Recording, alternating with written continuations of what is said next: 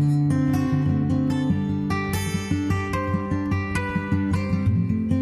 everyone, welcome to another edition of Mwenye, Nchi Monday. And today is a special Mwenye, Nchi Monday because it is Maxi's birthday. Happy birthday! Happy birthday, Maxi. Thank you. Dr. Maxi. Dr. Maxi, hey, sorry, Dr. Maxi. Thank you. Yeah, so maybe I'm blushing. you're blushing.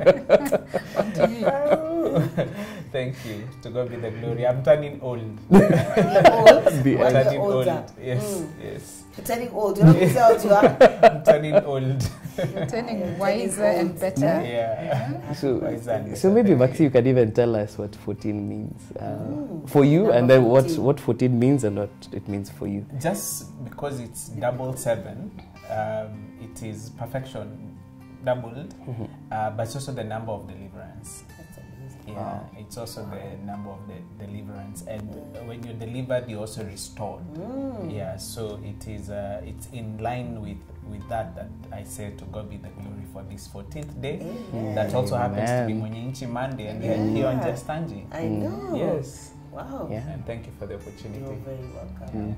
And because Just Angie's in the building today, I shall not sit on her seat. Right order must be instituted. Must be established and instituted. Yeah. So you want me to start? Yeah. Okay, but I think Maxi should start. Since we're going into the prophecy for the year, what do you feel that God is speaking to people, to the nation, to the people, to all who out there who are listening from different places? Okay. The word that I have, the word for Kenya that I have is that this is actually a year for the census. The census is being done this year after 10 years. Really? Yes. The counting of people, The census? counting of people. Really? So we will know if we are 50 million or 52 million. We'll be exact. So between the year 2009 and now, every time there's been the only accurate census, the last accurate census is in 2009. Every other thing has been estimates. Now we are about to get accurate numbering.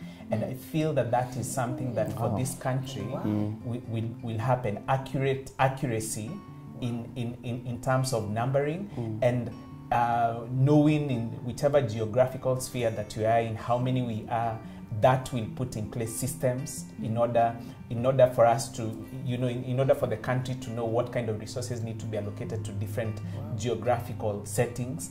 It is the first time this country is doing a census under the devolved system. Previously, we were doing only in the provinces, and we were also doing, of course, in the constituencies. But now, we have all these 42, 47 different counties that we have. So the fact that it's going as granular as that is very, very important for this country. And it's a spiritual marker. God uses the things of this world to show us what he is also doing in his time. So in this country, God is aligning things. I hear that God is aligning things. He's calling his children to number their days because it's important to also take heed. It's interesting that we began by noting what the number 14 is. He's calling us to take heed of what numbers mean. You may be seeing number plates of different vehicles just passing by every so often. Let's take heed of that. Let's study his word in context of numbers. I know the book of Numbers is one of the least pleasant book to read, but it's a book of census. It's a book of numbering, and this is a time when in this country we are doing numbering. Wow, that's amazing. Anything so you want to add amazing. to that? That's amazing. Wow. The whole exercise on census is usually to be able to plan for the next 10 years and to divide resources properly. So I also feel that it's a time to take stock and also to just forecast for the next 10 years. We were having a discussion just before sitting down and saying that it's also a time, 2019 to 2029.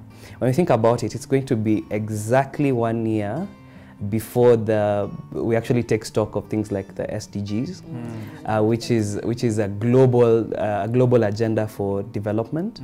17 goals, 17 the number of victory. Then we have Vision 2030. It's a time that you're going to actually re-strategize. So in the next 10 years is actually a very significant time for us as a country. Yeah. I was just thinking that when you look at the gospel, there was actually a census that triggered the movement of Mary and Joseph to go to Bethlehem. Wow. So they needed to be in a certain location for that to happen. Wow. And I'm seeing that there's a connection in that direction, that as that census takes place, there'll be a positioning and a placement that will allow us to be in the place that we need to be for things to happen, for God to establish and move forward. Yes. So it will be almost like a trigger, that will make us motivate us to be in the right place, in the right positioning for God to do His thing. And it's amazing because I'm thinking so many things, but like for deliverance to take place, even the Israelites had to be ready. They were prepared to do. They ate unleavened bread. They did it all. You know, everyone was getting ready for that deliverance to take place. If we look at Joshua now, they were getting ready. When the commanders went through the camp, telling people to get ready, and when they see God move, then you move. So, and I love that it's prophetic, because we're saying there's also an onus on us to be ready and to be on watch to see God moving. He said you have to be alert to see Him moving, and numbers are very significant. I think even all throughout we've been really talking about numbers. I mean, outside the space, and even in some of the just Angie recordings, really taking a very a significant look at what does that number mean. So that's really, really amazing. So I think for deliverance and deliverance to take place, like the number 14 is saying, then we have to be ready. And also because it's the season of Joshua, and nobody went around sounding alarm bells. You know, now we have to maturity now. But I know that's what I'm going to discuss in a while. But you see, nobody's going to go around telling you it's time to move. You have to be ready.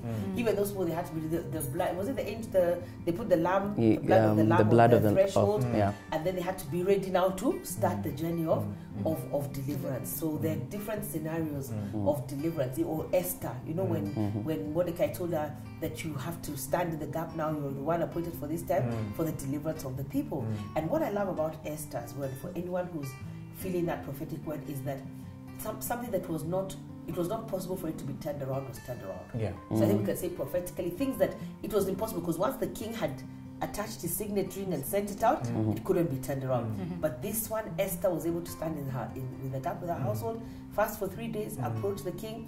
Haman, that was the end of Haman, and back now, he even gave, I think, the signet ring. You guys go make whatever you want to do and put my signature to it. So I think that's very profound.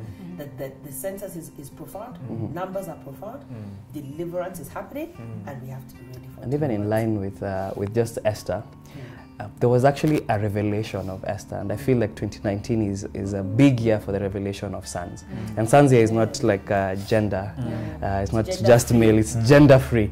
And what the revelation of sons does is it actually brings to the front people who are going to be the ones carrying, like torch bearers. That's the word I'm looking for, torch bearers.